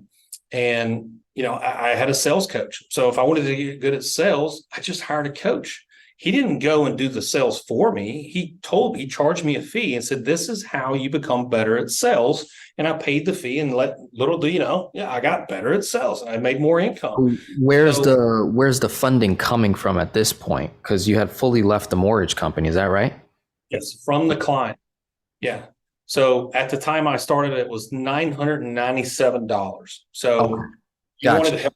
You wanted education. I'm looking at your situation. I can analyze your situation, not just analyze it, but I could look at your state and say, okay, out of 20 or 30 banks that are consumer friendly in your state, here are three that makes the most sense for your situation and your debt ratio. So people are willing to pay for that. Now, there's a lot of people out there that have never invested in themselves. And that is a stumbling block, because it's like, okay, this isn't, it's valuable. You should pay for this. Just like I pay for a marketing coach, or I've got a business coach now. I pay him $7,500 every single month to have a 1 hour Zoom call with him. And he drops golden nuggets every time I'm on the phone with him or on the Zoom call with him. It's worth it. If there's one fee in our business that we pay for, the software is the marketing, that's one fee I will never stop paying, because every time I'm on the phone with them, we come up with new ideas of how to better provide service to people. So you're doing coaching, consulting, paid education. So those of you that are looking for paths to success in finance, consider one of these potential opportunities is positioning yourself as a financial consultant, financial coach, getting highly educated in banking products, financial products, and you're basically catering market research directly for people. Because I can't tell you how, this is where I think your service outweighs what I do personally in the kind of like velocity banking spaces. You're doing the work for that particular client to essentially, out of thousands of banks in America, you're hand selecting 3 to 5 banks, let's say, that would take you only maybe 20, 30 minutes. It is not really a whole lot of time because you just get it. Versus the viewer, those that are watching, they're going to take hours upon hours upon hours upon hours upon hours just trying to find one bank that offers a home equity line of credit. And then to find that bank, to then make a mistake, find out, oh shoot, it's a home equity loan, not a line of credit. The bank didn't educate me on that. So now I just made a $10,000+ mistake here, as opposed to getting that education, that paid education, where it could have been way less, right? So that right there is one of the services that I think what you're doing is worth that, that service, versus what I'm doing, where I'm like, educating people like, yes, those of you out there that are going to do it yourself no matter what, and you're going to figure it out, you're probably going to be a really good educator as well once you do figure it out, because Michael did it himself. He figured it out. I did it myself and figured it out. And then we catered that research and put it in a package, in a delivery system that is just makes that process a lot easier, helps you avoid mistakes. You already did the mistakes, as you mentioned earlier. You made those mistakes. I made mistakes. So that's really awesome. So you had started out $997, comes with, education, coaching, that, customer service, where they can get this thing going.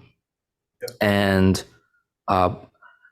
now is where we start to kind of have building blocks, because if we fast forward to 2023 today, as we're recording, the camera isn't on anymore. It's now the laptop that you I just noticed that too. Sorry about that. So I'm sure you could probably fix the camera there.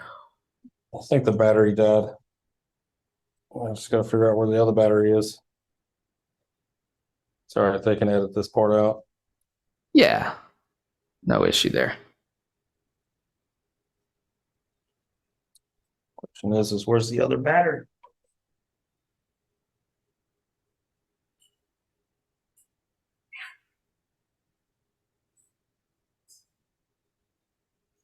All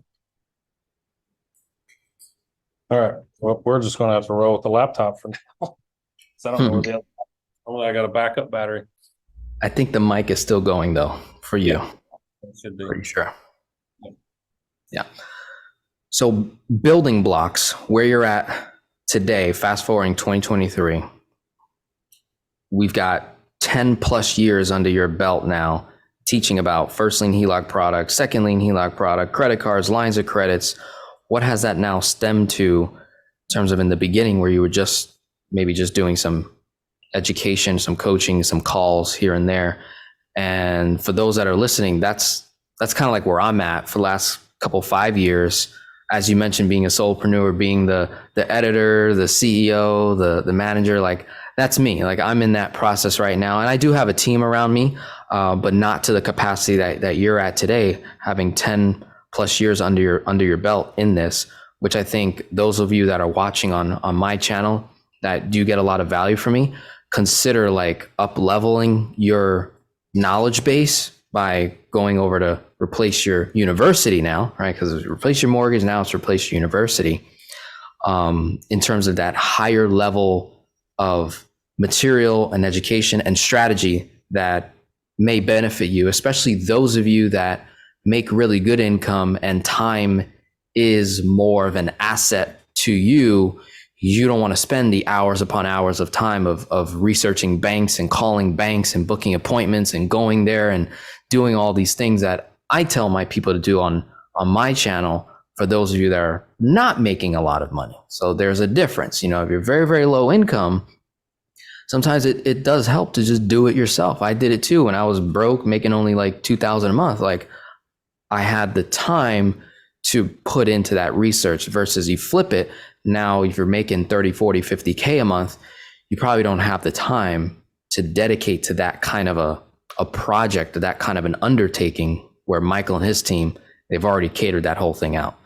So fast forward to today, what are some of the building blocks within that business model of coaching, consulting that you found success in for those that are also looking to like build a system within that as well and use you as a case study? Yeah, I've almost been a guinea pig for everything that we do. So, once I paid that house off, the after the resurrection of us being bankrupt, we bought a house and then paid it off in 3 years. I started looking at it. I was like, yes, it feels good to be debt free and to have a home free and clear, but now I have money wrapped in my home that's not earning anything. And people think that it is like, okay, I've got a house paid off and you've got appreciation of, let's say, 3 to 5% a year, right? In a normal market, let's just say 3%. So they make the mistake of thinking that their money is growing by 3% a year. That is not the case. The house is appreciating by 3%. Your cash that represents that equity is actually going backwards because of the cost of inflation. Correct. So down that rabbit hole, it's like, oh my goodness. Now knowing some of the things that I have, obviously I pull equity out, invest in my business so I can delegate, hire salaries to duplicate myself and kind of grow the numbers. And I start to realize leverage makes a heck of a lot more sense depending on where you're at in your life cycle. If you're 65 years old and you're like, you know what, I just need to get this thing paid off and just be done with it and ride off in the sunset. Awesome. That's great. If you're cash flow positive, I don't know a better strategy to becoming debt free than what Denzel and I talk about. However, if you're in a different life cycle where you're like, you know what, I want cheap cost of funds and I want access to my capital whenever I want, but I want to leverage it. When you have access to capital, you will spot really good opportunities every single week. When you don't have access to capital, you wouldn't spot an opportunity if it smacks you in the face. So I went down that pathway. I was like, okay, now I've got access to capital. What would it look like if I leveraged it? At the time, interest rates are 5-6%. This was 2013, 14, 15. So I'm guessing it was probably anywhere between 4 to 6%. So if I'm going to leverage it, I need to be making 20+%. So I started finding ways, different ways, just like my hedge fund mentor, of leveraging money to earn passive income. And so that's a big part of what we do at Replace University. So Replace Your Mortgage didn't become Replace University. It's just we created Replace University. Got it. Okay. Yeah, so it houses Replace Your Mortgage, Replace Your Employer, Replace Your Dollar, Replace Your Banker, Replace Your Mindset. And so my individual journey has become what these other verticals are. So I was like, okay, well, if I'm going to still utilize a home equity line of credit, I'm still paying interest to a third party that I don't own. So what does it look like if I own a bank? And that's where Replace Your Banker comes in. You talk about Garrett Gunderson, whole life insurance. So then I have a mentor in 2015. It's like, hey, you're essentially teaching Austrian economics. You didn't even know it. Let me explain to you infinite banking concepts. And he's like, have you thought about taking this another level and just becoming the bank so that if you do pay interest, you pay interest back to yourself because you own the bank. And oh, by the way, you get that tax free. I'm like, wow, that's really cool. Yeah. So I learn it, I execute. Next thing you know, we have Replace Your Banker, Replace Your Employer. I started getting some good income, and just like anybody else, it's like, okay, now I need to diversify. I need to put it in real estate. So I do my first flip deal and lost about $35,000. And, I sit down with a real estate mentor, and he's like, "Oh, I can tell you exactly how you lost the 35,000." He said, "You take the renovation cost, minus this, plus this." And he said, "Did it come out to about that number?" I said, "Yeah, it's almost exactly what I lost." He's like, "Yeah, you didn't follow the golden rule." And I was like, "Okay, so there's a principle, a method, and to that madness too. That if you just follow simple principles along the way, like for instance, Nate and Edmund have about 500 clients, and not a single one has lost money on real estate. That's a huge achievement. Never lost money on real estate because they follow a simple rule and formula when buying real estate. Because you don't make money on the sell side. See, that's what I thought when I bought this property and Make money on the buy. I thought I would make it on the sell side. Right. No, make it on the buy side. So I go through that, and then now we've got Replace Your Employer that's teaching people. And I don't teach this, even though these were mistakes that I made. Yeah. Only teach Replace Your Mortgage. Things that require a true expert professional, that is delegated to somebody else. We have head coaches for all these other programs. What I am supremely confident in is to teach Replace Your Mortgage. Just because I dabble in infinite banking concepts and in real estate and day trading and digital real estate and all this stuff, that does not make me an expert. But whoever that person is that taught me, I brought them in to teach my audience as well. So my mentor, my financial mentor, he's the one that teaches all the coaching for Replace Your Banker. Nate and Edmund do all the real estate education. In fact, I got a boot camp going on tonight. Replace Your Dollar. I take somebody who's made 7 figures day trading. Not me. I don't make 7 figures day trading. So he does. So that's the expert. Now I've got he's actually coached by somebody who's over the last 5 years has generated $200 million of net worth just day trading big name stocks like Apple, Tesla. He gets hyper focused. People get very inundated and scared of day trading because they think that they have to understand all these different metrics and all these different companies and all these different stocks and what movements they're making. What's really cool about what Jeremy does is he focuses on one stock at a time, and he'll have a trading room where all they do is trade Tesla. That's it. They understand Tesla. They understand the economics of Tesla. They understand the movement of Tesla, the buying price points, the selling price points, options, everything. They understand Tesla like the back of their hand. So all you have to master is that one company, and we can make money whether that company goes up or down. I think that's super cool, and it minimizes what you think is the risk. It's like, okay, if I'm going to day trade, I got to have Fox Business up 24/7. I got to see what China's doing, what Japan's doing, what's going on in Israel. What is the oil prices? How's it going to affect these 15 stocks that I'm trying to trade all at once? Yeah. No, it gets simple. You can make tons of money on just one stock at a time. So they teach that. Love that. I went through a boot camp in 2018. When I say a boot camp, I've always had this affinity for just like Navy SEALs, military. It's one of the things that I wish if I could go back and not have the heart conditions that I had and go into the military. That's the one thing. People say, "Well, I don't have any regrets." I do. I wish I could have done at least my 4 years. I know I've served in different capacities for this country, but that was one I would like to have a feather in my cap and just say, I put in my 4 to 8 years in the military, and not just for the service, but also, what you get out of it too. If you come across people like I have, especially inside of Replace Your Mindset, I'm surrounded by Navy SEALs, Green Beret, all these military guys, and they just have different ways of walking, talking, confidence, and they can't. Every single one of my military clients, I've never met a undisciplined, active military individual that I'm working with. I've just never. Maybe in other areas, like in terms of their finances, that's where they lack the discipline understanding. But we're talking like life, how they take care of themselves, how they operate, their manners, like what the military teaches you. They are pumping out case study after case study after case study. Like they have a track record. So there's that. I have that undivided attention there whenever I'm surrounded by people that have served or active or retired, but they've been in it for many, many years. They're some of the easiest people to train when it comes to their personal finances. Easiest. like Yeah. hands down. Then it's firefighters and police officers after, but like military, hands down, they get it. So in 2018, I'm like, all right, I've got a successful business. I'm making good money, but I just feel like I'm being complacent. My body's not what I want it to be. My energy levels aren't what I want it to be. I've got kids now, multiple kids at the time. Three. Three.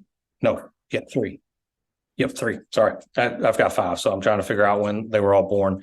So I got three kids, and I was just like, I need to get outside my comfort zone.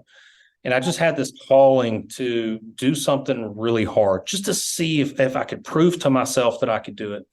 And so I went to an event, and this gentleman got on stage, and this was an event that it was almost like the F word is like, it's just something you had to say to be a part of the gang, right? And it's like, why is it so cool to say the F word? I mean, I can say it too, but that doesn't make me cool. It just means I have a limited vocabulary. And this gentleman got on stage, and he was the opposite. He didn't. He talked about God, and not that the other ones didn't. It's just like, it's kind of hard to talk about God and Jesus and then drop an F-bomb, 2 minutes later. Not saying you can't, but it's just, to me, it's not in alignment. So this gentleman was not that way. And what he was talking about was, hey, I'm not trying to sell you. I'm just saying you will know if you're hearing my message, if this is the right fit for you, because what I do is I transform lives. And it will not be easy. I will take you to hell and back physically. And it just spoke to me. And I was just like, I'm in. And so he's one of my good friends to this day. His name's Nate Bailey. And I went through that in 2018. And, I played football, track, basketball. So I went through a lot of physically demanding things at a high level in those sports. And I can tell you that nothing compares to what I had to go through physically the first time. I've now done it 5 or 6 times, but nothing compares to what I do each year during these boot camps. So some people on the outside looking in will look at it and say, oh, that's like a mini Navy SEALs Hell Week. Yeah, it's not that tough. Like, at most, we might be awake for 24 hours. We're not awake for 52 straight hours, but it is very, very physically demanding. And there's something to be said about getting outside of your comfort zone and pushing yourself. When I first did it, my capacity was at 20% of what I was truly capable of operating at. And I didn't even realize it.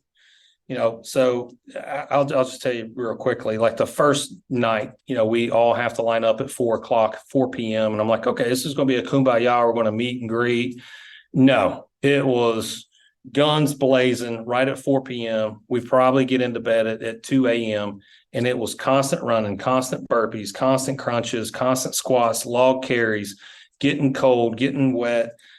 Getting sandy, staying dirty and chafing and all kinds of things. And I was like, whoa. And this was a half a day. And then the next day we do what's called beach day.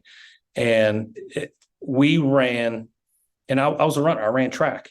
This is the most I've ever ran in my life. And I did it again this past April. We went one event, we went 24 straight hours. We had one series where it was what's called bodybuilders. Bodybuilders is like a burpee on steroids. We did 185 bodybuilders in 45 minutes. Wow. Yeah. Are you talking about heart rate going through the roof?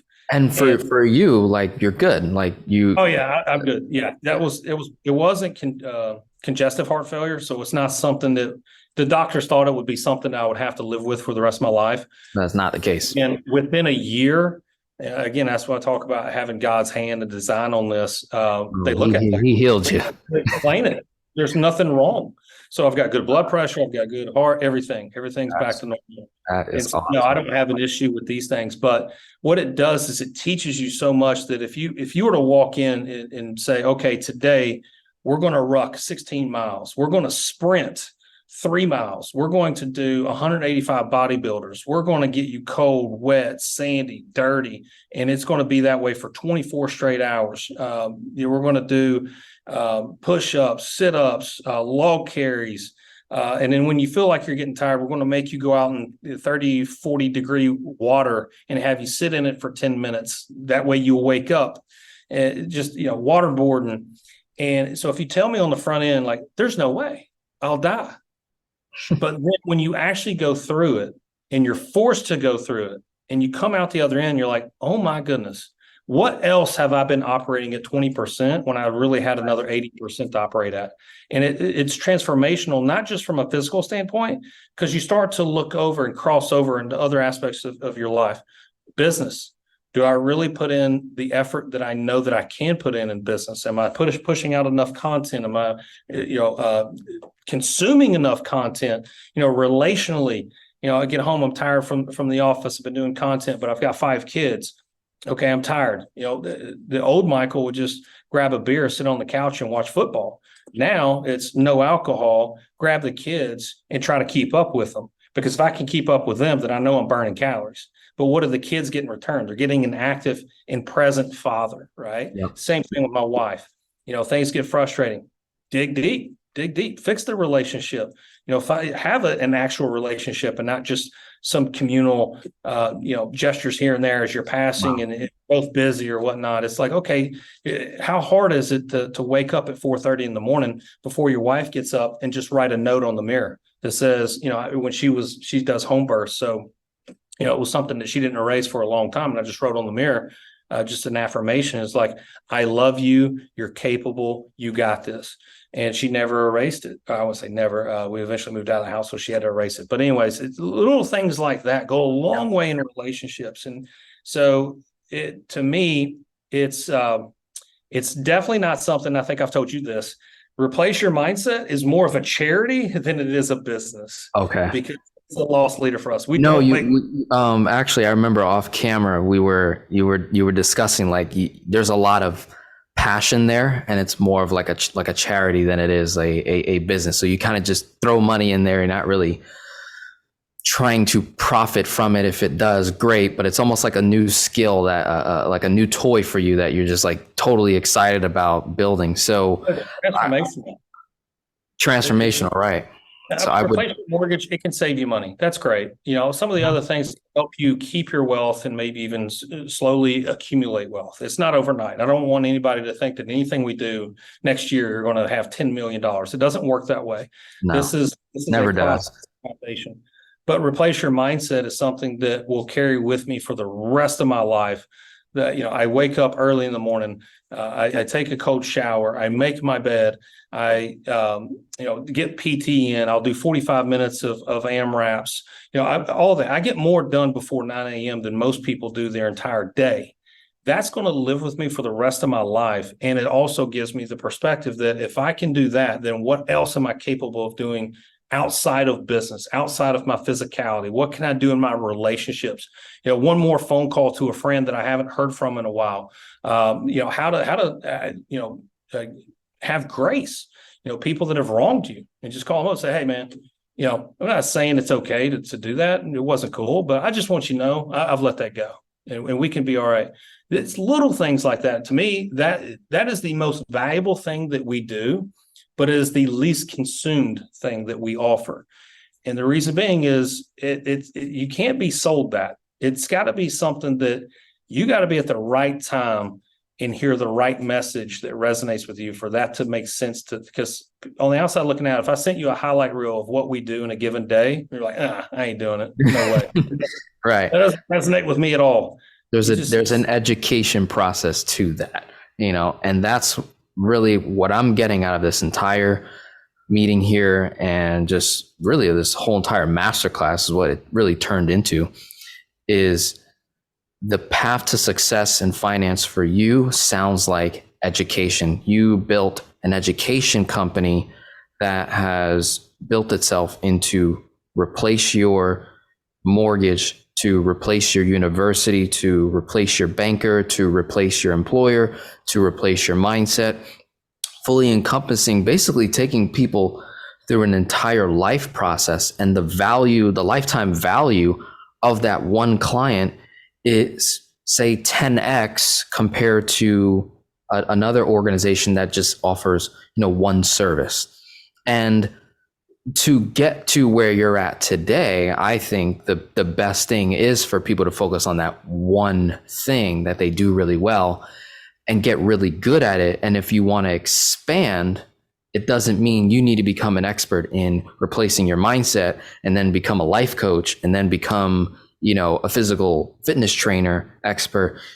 You could just stay an expert in replacing your mortgage, and then you take that revenue, that profit, and invest in finding the most talented people in mindset training, the most talented people in the life insurance space as it relates to becoming your own banker and setting up high cash value life insurance policies, to then building and scaling businesses by replacing your employer and then replacing your university with education. So you put people in place in your business, you create that environment that would attract a high performer, which that'll definitely have to be another conversation in terms of how you scale a business like this, an education company, and attract high performers that maybe could just do their own thing without you, but you figured out how to make it a win for them, win for you, and now the people are served at a massive scale. It becomes easier. The more you go up the chain, if you will, and it's not that we only are after high income people. It's not. I mean, I'm more passionate about helping the people that are not there yet. I would rather take middle class and make them upper middle class to lower upper class, as I would to work with the upper class.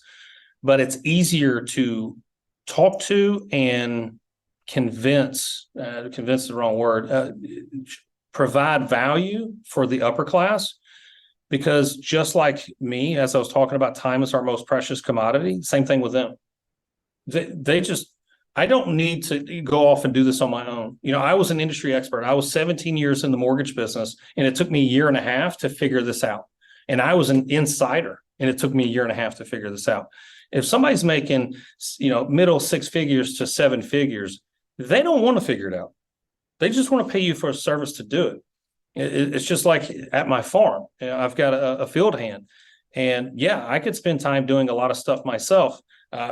Here's a perfect example. One of my houses, I had a lazy Susan that was breaking, and I was like, I've got to figure out this lazy Susan. It broke, so I'm taking it apart and trying to put it back together again. A simple, a lazy Susan. It's like a corner cabinet that kind of. I was about to say, for the city boys and those that are watching, explain what a lazy Susan is. So if you got a cabinet that meets at a 90-degree angle, you've got the two doors that actually open up, and it's a whole turning thing where you've got different shelves in there where you can turn it around. So if you got pans or something on the back or canned goods, you just turn it and it comes to the front. That's called a lazy Susan. It looks like a very simple thing, but as I took it apart, it's like 30 different pieces. And the more I'm trying to fix this thing, I'm breaking this thing. And at the time, I'm having this mindset of, I'm not going to let this thing defeat me. But I have one kid coming in. Hey, can you come outside and throw baseball with me? I can't. I got to fix this. And I have another one come in. Hey, can you come out and throw baseball? No, I got to fix this. And again, like I said, I got 5 boys. So they're one by one coming in saying, hey, Daddy, come play with me. And it finally dawned on me. I was like, I've got the resources. Why don't I just pay somebody? My time is worth $5,000 an hour, right? That's how what I think my hour is worth, and what my time is worth is $5,000 an hour. And everybody should do their own math and come up with what they feel like their time is worth. Correct. And would I pay somebody $5,000 to fix this lazy Susan instead of me spending 2 hours? 2 hours was $10,000 of wasted time. That is my time, right? That's $10,000. But how much is it going to cost to have somebody come in and fix this? $250. So it's like, you know what? I'm going to go be a father. I'm going to go play with my kids. I'm going to invest $250 and get my $10,000 back. So that's just the way I view it. So that's the way a lot of people that are high income earners and high producers, they value their time more than anything else. And that's what we do. We give them back their time. So it's actually very easy to work with those individuals because they're used to investing and getting their time back. Yeah. And honestly, for those that are watching on my channel specifically that are in upper class, you're generating multiple 6 figures, even 7 figures, working with Michael and his team, I believe would be in your best interest. Where I'm typically working with that single mom out there that just doesn't know how to comprehend in investing in themselves first. So there's baby steps to it. So it's really just understanding where you're at. And even if you are generating not a whole lot of money as you said, running the math on what your time is worth. Like I charge $275 an hour right now. Like, so I make sure that I'm not doing $20 an hour jobs, $50 an hour jobs, $100 an hour jobs. So it can be done at scale, right? And there's other individuals I've spoken to where their hourly rate is $20,000 an hour. So it just keeps expanding in terms of your value as it keeps increasing each and every year because you decide to get better and better each and every year, as well as the different tasks that you simply just you cannot waste your time in, even if it's something you can do, but there might be someone that can do it way better than you, more efficiently. And if you pay them, you're now affecting someone else's economy in a positive way rather than being selfish and doing all the work yourself. So that's another way I think a path to success in finance is finding other successful people. Like you said, success leaves clues. And as we just take it to the whiteboard here to wrap things up, because we've been at it real hard here, understanding that there's a life-changing event in your life. That's part of your story. You need to hone in on that. Those are looking to get into the financial space and really map your journey, where you've been, what you've been doing so far, and how do we figure out the certain holes that are missing. And when it comes to Michael's business model, it really started with education. Like he did a full 180 in terms of just selling mortgages as you were doing. You were good at it. And then you switched it to get really, really good on simple interest lines as credits, ran the math, have a heart for helping. You then started up providing paid education, free education. People get to choose what they want. And then you're attracting those that want to invest in themselves to improve their finances on redirecting their first lien mortgage into a first lien HELOC. And then that just stemmed into so many different things. I think another really cool part is the non-traditional financial education. I think this right here is what we see on YouTube. That's YouTube University for you. And there's a whole world here that it's so new in comparison to traditional finance, where we're taught, get a mortgage at the lowest rate possible and make extra payments on that thing, and you'll be debt free around this time, and buy term and invest the difference, and hope and pray that your 401k and your Social Security and pension will be enough money. And I have still yet to meet that 59.5-year-old or 65.5 or even 67, 69. I've still yet to meet anyone that did it the traditional way, 401k, Social Security, savings, become debt free, where there's enough money in positive cash flow for them to live the lifestyle they desire. That's key.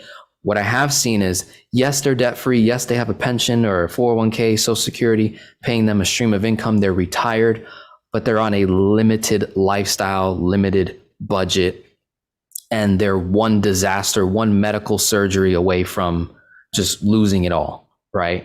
And if they stay healthy and live long into their 80s and 90s, the math doesn't show a route where there's enough money. The 401k eventually runs out. The savings eventually runs out. Like inflation and taxes ends up really eating them away. So whereas we can be getting into the non-traditional financial education space that totally flips it and say, how do we think in abundance? How do we give in abundance? How do we achieve a 40-year plan in 10 years or less?